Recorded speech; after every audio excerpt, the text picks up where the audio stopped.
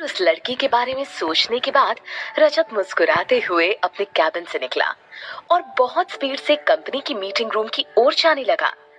निशांत और कुछ एम्प्लॉयज भी उसे फॉलो कर रहे थे। मीटिंग रूम के बाहर उसे अमित मिला, जो रजत को देखते ही उसके गले लग गया और बोला, कांग्रेट्स भाई, I am proud of you. कहते हुए उसने रजत पर अपनी पकड़ और भी ज्यादा मजबूत कर ली। रजत ने उसकी पीठ पर प्यार से हाथ फेरते हुए कहा, थैंक यू सो मच छोटे, पर अभी चल, अपना ये प्यार घर पर दिखाना। अभी हम मीटिंग रूम चले। ओके बड़े भैया, बोलकर अमित ने खुद रजत के लिए मीटिंग रूम का दरवाजा खोला। जैसे ही रजत मीटिंग रूम में एंटर हुआ, जहां the Rai Singh and sons के सारे शेयर होल्डर्स मौजूद थे, वो अपनी सीट से खड़ी होकर रजत के लिए तालियां बजाने लगे। रजत ने मुस्कुराकर सभी को बैठने का इशारा किया और सब अपनी सीट पर बैठ गए। सबके सेटल होते ही रजत अपनी सीट से खड़ी होकर बोला, मैं आप सभी लोगों का शुक्रगुजार हूँ जो आपने मुझ पर भरोसा किया और हमारी कंपनी के साथ इन्वेस्टमेंट किया। उसकी बात सुनकर मीटिंग रूम एक बार फिर तालियों से गूंज उठा और उनमें से एक शेयर होल्डर मिस्टर अय्यर ने खड़ी होकर कहा, मिस्टर रजत, हमने सुना है कि न्यूयॉर्क के बाद आपका अगला टारगेट दुबई है। आपको यकीन है कि ऐसी इतनी स्पीड से अपना बिजनेस बढ़ाने से हमें प्रॉफिट ही होगा? कहीं ज्यादा लालच के चक्कर में कोई प्रॉब्लम तो नहीं होगी ना? बोलकर अय्यर सवालिया नजरों से रजत की ओर देखने लगा। अय्यर की बात सुनकर रजत हंस पड़ा और बोला, डोंट वरी मिस्टर अय्यर, ये रजत राय सिंह का वादा है आपसे कि आपका एक पैसा भी नहीं डूबेगा। इसे आप मेरा घमंड मत समझना, ये मेरा विश्वास है खुद पर और अपने काम पर। रजत की बात खत्म होते ही अय्यर अपनी सीट से उठकर उसके लिए तालियां बजाने लगा और बोला, मुझे आप पर पूरा भरोसा है मिस्टर रजत। आपकी कंपनी जब बोलेगी, जितना पैसा बोलेगी, अय्यर आपको देगा। कुछ और डिस्कशंस के बाद मीटिंग ओवर हो गई थी। थोड़ी ही देर में सारे शेयर होल्डर्स मीटिंग रूम से निकल चुके थे। अब वहां रजत, अमित और निशांत के अलावा बस कंपनी के कुछ और एम्प्लॉयज मौजूद थे। अमित ने टेबल पर रखे अपने लैपटॉप में कुछ चेक किया और रजत की ओर देखकर बोला, भाई, इस बार हमारी कंपनी के शेयर तो आसमान छू रहे हैं। आपका बिजनेस माइंड तो माइंड ब्लोइंग है, मानना पड़ेगा आपको। अमित की बात सुनकर वहां मौजूद निशांत और सारे एम्प्लॉय एक दूसरे की ओर देखकर स्माइल करने लगे। रजत भी अमित की ओर देखकर मुस्कुरा रहा था। अमित ने अपने मस्करे अंदाज में रजत की ओर देखकर कहा, भाई, अगर बाबा होते तो आपको देखकर कहते, रजतवा, आज तो हार वजह से हम बहुत गर्व महसूस कर रहा हूँ। शाबाश बेटा, शाबाश। उसकी इस अंदाज को देख निशांत और सारे एम्प्लॉयज हंस पड़े। रजत ने उसे घूर कर देखा तो अमित सॉरी भाई बोलकर एकदम चुप हो गया। ये देख निशांत और बाकी एम्प्लॉयज की हंसी भी बंद हो गई। रजत बिना कुछ कहे अपनी सीट से उठकर मीटिंग रूम से बाहर आ गया। उसके पीछे पीछे अमित, निशांत और बाकी सब भी बाहर आ चुके थे। रजत फुल स्पीड से ऑफिस से बाहर निकल रहा था। ये देख निशांत भागकर उसके पास पहुंचा और बोला, सर, एक्चुअली बस स्ट्रीट न्यूज वाले आपसे मिलकर आपका एक छोटा सा इंटरव्यू लेना चाहते हैं। मल्लिका सेठ ने खुद फोन करके आपसे अपॉइंटमेंट मांगा है, तो अगर आप हाँ कहें तो। इतना बोलकर वो चुपचाप खड़ा हो गया। रजत, जो शांति से उसकी बात सुन रहा था, अचानक थोड़ा नाराज होते हुए बोला, तुम्हें पता है ना, मुझे इंटरव्यू वगैरह करना बिल्कुल नहीं पसंद है। I don't want to waste my time in all this shit. Nishant एक बार फिर रिक्वेस्ट करते हुए बोला, वो सर, एक्चुअली अब तक आपको किसी ने लाइव नहीं देखा है ना, आम जनता में भी आपको देखने और आपको जानने की क्यूरियोसिटी है, तो अगर आप प्लीज सिर्फ 10 मिनट। निशांत आगे कुछ बोल पाता उससे पहले ही रजत बोल पड़ा, निशांत, अगर लोगों में मुझे जानने की क्यूरियोसिटी है तो अच्छी बात है। उनकी ये क्यूरियोसिटी बनी रहनी चाहिए। मुझे पब्लिक स्टंट या खुद की पब्लिसिटी करना बिल्कुल नहीं पसंद। Please keep all this in mind and never ask me to do such stupid things. Okay sir, ये बोल वो सर झुकाए वहां से चला गया। वहीं दूसरी ओर बस स्ट्रीट न्यूज ऑफिस में सबसे फेमस न्यूज चैनल की डायरेक्टर मल्लिका सेठ अपने ऑफिस की मीटिंग रूम में ऑफिस एम्प्लॉयज के साथ एक मीटिंग ले रही थी। सारे एम्प्लॉयज उस मीटिंग रूम में इस तरह बैठे थे जैसे कि स्कूल में बच्चे किसी डिसिप्लिन टीचर के सामने बैठते हैं।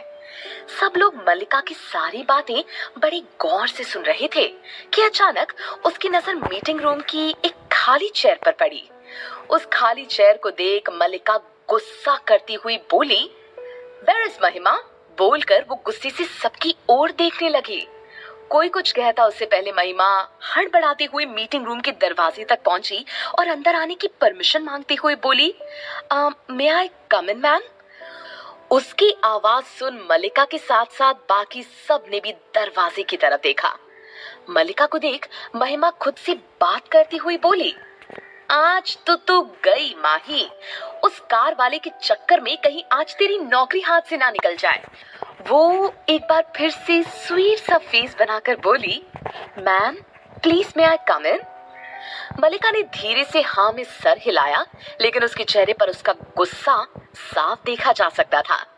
उसकी हाँ मिलते ही महिमा मीटिंग रूम के अंदर आ गई और अपनी चेयर पर बैठ गई।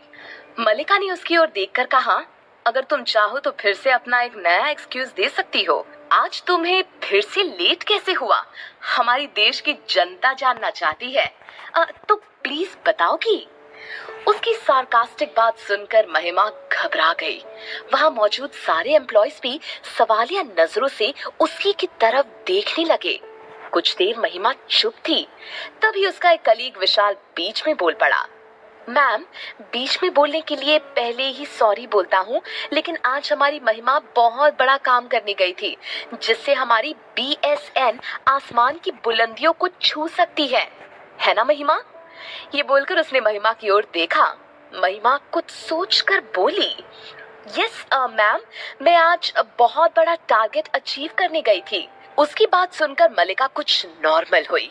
विशाल ने अपनी बात कंटिन्यू करते हुए कहा, "मैम एक्चुअली हमें जो न्यूज मिली है वो ये है कि मिस्टर राय सिंह इंडिया वापस आ चुके हैं और हमारी महिमा उन्हीं के ऑफिस गई थी।" राय सिंह का नाम सुनकर मल्लिका हैरान होती हुई महिमा से बोली, तो क्या तुम सच में राय सिंह एंड सन्स के ऑफिस गई थी?" हड़बड़ी में महिमा ने भी हाँ में सर हिला दिया। मल्लिका ने एक्साइटेड होकर पूछा, "क्या हुआ वहाँ?" वहां मौजूद बाकी सारे एम्प्लॉयज भी हैरानी भरी नजर से महिमा की ओर देख रहे थे। "मैम होना क्या था, आपके ऑफिस में काम करके मुझ जैसी नाचीज को इतनी अकल तो आ गई है। मैंने मिस्टर राय सिंह के साथ एक इंटरव्यू भी फिक्स कर लिया है।" महिमा की बात सुनकर मल्लिका कुछ सोचने लगी। ये देख महिमा अपनी चेयर से उठकर खड़ी हुई और मल्लिका के पास जाकर बोली, "आप सोचिए अगर मिस्टर राय सिंह का इंटरव्यू सीधे हमारी न्यूज चैनल पर दिखाया जाएगा तो हमारा चैनल कितना ज्यादा पॉपुलर हो जाएगा।" मल्लिका उसकी बात बीच में ही काटती हुई बोली, "देखो जो भी बोल रही हो सोच समझ कर बोलना। अच्छा ठीक है, चलो मैं तुम्हें फिर से एक लास्ट चांस देती हूँ। तुम मिस्टर राय सिंह का इंटरव्यू लेकर आओ और प्रमोशन ले लो, नहीं तो अपना रेजिग्नेशन लेटर टाइप कर लो।" मल्लिका उसकी आंखों में आंखें डालती हुई बोल रही थी। उसकी बात सुनकर महिमा घबराकर चुप हो गई। कुछ देर की खामोशी के बाद मल्लिका उसकी ओर देखती हुई बोली, "चॉइस इज योर्स, प्रमोशन और फायर।" उससे ये बोल उसने बाकी सबकी ओर देखकर कहा, "मीटिंग इज ओवर नाउ," और वहां से चली गई। वहां रजत निशान से बात करने के बाद अमित के साथ ऑफिस से बाहर निकल गया था। जैसे ही वो ऑफिस से बाहर निकला तो उसकी गाड़ी ऑफिस बिल्डिंग के बाहर ही मौजूद थी। वॉचमैन ने तुरंत रजत के लिए दरवाजा खोला तो वो गाड़ी की बैक सीट पर आकर बैठ गया। उसके साथ अमित भी बैक सीट पर ही बैठा था। वॉचमैन ने गाड़ी का दरवाजा बंद किया और उनकी गाड़ी वहां से निकल गई। अमित छोटे बच्चों की तरह रजत के और करीब आकर बैठ गया और उसके गले में हाथ डालते हुए बोला, "भाई आपको पूरे 1 महीने बाद देख रहा हूँ, मैंने आपको बहुत मिस किया।" इस पर रजत मुस्कुराते हुए उससे बोला, "मुझे पता है मुझे इतना मक्खन क्यों लगाया जा रहा है, तुझे अपना फेवरेट गोवा वाला आइलैंड चाहिए ना?" रजत की बात सुनकर अमित खुश होते हुए बोला, "भैया आपको कैसे पता?" रजत ने उसके गाल पर हाथ रखते हुए कहा, मैं अपने छोटे के बारे में सारी चीजें जानता हूँ। And don't worry, next month तेरा बर्थडे है, तुझे तेरा गिफ्ट मिल जाएगा। उसकी बात सुनकर अमित बहुत खुश हुआ और बोला, थैंक यू सो मच भैया, आई लव यू। जिस पर रजत बस मुस्कुरा दिया और अपना फोन देखने लगा। अमित ने एक बार फिर अपने मस्करे अंदाज में कहा, भाई आप 1 महीने न्यूयॉर्क में रहे, आपने मेरे लिए भाभी ढूंढी या ये काम भी मुझे ही करना पड़ेगा? अमित का सवाल सुनकर अचानक ही रजत को वो लड़की याद आ गई और वो बिना उसे कोई जवाब दिए बस मुस्कुराकर विंडो से बाहर देखने लगा। अमित उसे छेड़ते हुए बोला, भैया आप मुस्कुरा रहे हो, जरूर कोई बात है। इस पर रजत ने बात बदलते हुए कहा, छोटे मेरी छोड़, तू अपनी बात कर, तेरी पार्टी एंड ऑल कैसी चल रही है? इन्हीं सब बातों में उनका घर आ गया था। रजत के बाबा इंद्रजीत राय सिंह और उसकी माँ रीमा राय सिंह घर के बाहर ही मौजूद थे। दोनों गाड़ी से उतरे। रजत ने जाकर अपनी माँ बाबा के पैर छुए। इंद्रजीत ने खुश होकर उसे गले लगा लिया और बोला, हमार बिटवा सबसे अलग है। रजत के साथ अमित भी मौजूद था, लेकिन उस पर किसी का ध्यान नहीं था। तभी रीमा ने कहा, पहले मैं अपनी बेटे की नजर उतार दूं। ये बोल उन्होंने नींबू मिर्ची से उसकी नजर उतारी। कब से ये देख रहा अमित बीच में ही बोल पड़ा, माँ आप आए दिन भैया की इसी तरह नजर उतारती रहोगी तो हमारे मुंबई शहर में नींबू मिर्ची की कमी पड़ जाएगी। और हंसने लगा। उसकी बात सुनकर इंद्रजीत और रजत भी हंस पड़े। रीमा रजत का हाथ पकड़कर बोली, चल बेटा घर के अंदर चल। बीबीएन ऑफिस में मल्लिका का फरमान सुनने के बाद मीटिंग रूम से सभी बाहर जा चुके थे और वहां केवल महिमा और विशाल ही मौजूद थे। उसके अलावा वहां ऑफिस की रिसेप्शनिस्ट मारिया भी थी, जो महिमा को डांटते हुए बोली, आज तुझे पता था कि मैडम खुद मीटिंग लेने वाली है, तब भी तुझे लेट आने की क्या जरूरत थी? देख अब फंस गई ना प्रॉब्लम में। इस पर महिमा ने उससे कहा, मैं क्या करती यार, आज सिग्नल पर मेरा एक्सीडेंट हो गया और वो कार वाला मुझे ही रूल्स और रेगुलेशन सिखाने लगा। विशाल और मारिया उसकी बात बड़े गौर से सुन रहे थे। महिमा अपनी बात कंटिन्यू करती हुई बोली, वो तो भला हो उस लड़के का जिसने मेरा चालान कटने से बचा लिया, वरना आज तो मेरा चालान भी कट गया था। आज का दिन ही खराब है। इस पर विशाल बीच में ही बोल पड़ा, वो सब छोड़ महिमा, अब ये बात मिस्टर राय सिंह का इंटरव्यू तो कहाँ से लाएगी? मैडम ने तुझे टास्क नहीं दिया है बल्कि सीधा सीधा चैलेंज कर दिया है। उसकी बात सुनकर वो परेशान होती हुई बोली, विशाल मैं सचमुच बहुत बड़ी मुश्किल में फंस गई हूँ, तू ही बताना क्या करूँ? उनकी बातें अभी चल ही रही थी कि तभी ऑफिस का प्यून विकी वहां पहुंचा और उसने महिमा से, मैडम आपको मल्लिका मैडम ने अपने कैबिन में बुलाया है। ये बोलकर वो वहां से चला गया। उसके जाने के बाद महिमा परेशान होती हुई मारिया और विशाल की ओर देखकर बोली, यार ये हमारी बॉस है या झांसी की रानी, आज तो ये मुझे मरवा कर ही रहेगी। मारिया ने उसे समझाते हुए कहा, यार तो पहले से पैनिक क्यों कर रही है, सुन तो ले मैडम क्या बोल रही है। इसीलिए मैं इन अमीरों से इतनी नफरत करती हूँ। मेरा बस चले ना तो इस देश की आबादी की सारी रईस लोगों का नाम मिटा दो। महिमा अब भी बड़बड़ा रही थी। विशाल उसकी ओर देखकर बोला, यार तुझे अमीर लोगों से इतनी प्रॉब्लम क्यों है? इस पर महिमा अपनी चेयर से उठकर खड़ी हो गई और बोली, लंबी स्टोरी है, पुरानी हिंदी फिल्मों की तरह फुर्सत से बताऊंगी। फिलहाल मैं उस झांसी की रानी से लेक्चर सुनकर आती हूँ। ये बोल वो वहां से मल्लिका के कैबिन की तरफ चली गई। उसके कैबिन के बाहर पहुंचते ही उसने डोर नॉक किया तो अंदर मल्लिका की आवाज आई, कम इन। महिमा कैबिन के अंदर पहुंची। उस वक्त मल्लिका के साथ कैबिन में और भी लोग मौजूद थे। महिमा को देखकर मल्लिका फेक स्माइल करती हुई बोली, देखिए ये है हमारी स्टार एम्प्लॉय मिस महिमा शर्मा। आप लोगों को पता है आज ही ये मिस्टर राय सिंह के ऑफिस गई थी। बोलते हुए मल्लिका की आंखों में घमंड साफ नजर आ रहा था।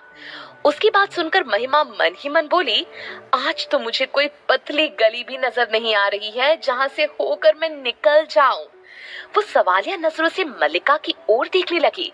तभी मल्लिका ने उसकी ओर देखकर कहा, महिमा इनसे मिलो, ये है mister Thakral, gossip news channel के डायरेक्टर। Hello sir. मलिका ने उसे अपने पास रखी चेयर पर बैठने का इशारा करते हुए कहा। खड़ी क्यों हो महिमा, कम सिट ना। वो डरती हुई चेयर पर बैठ गई।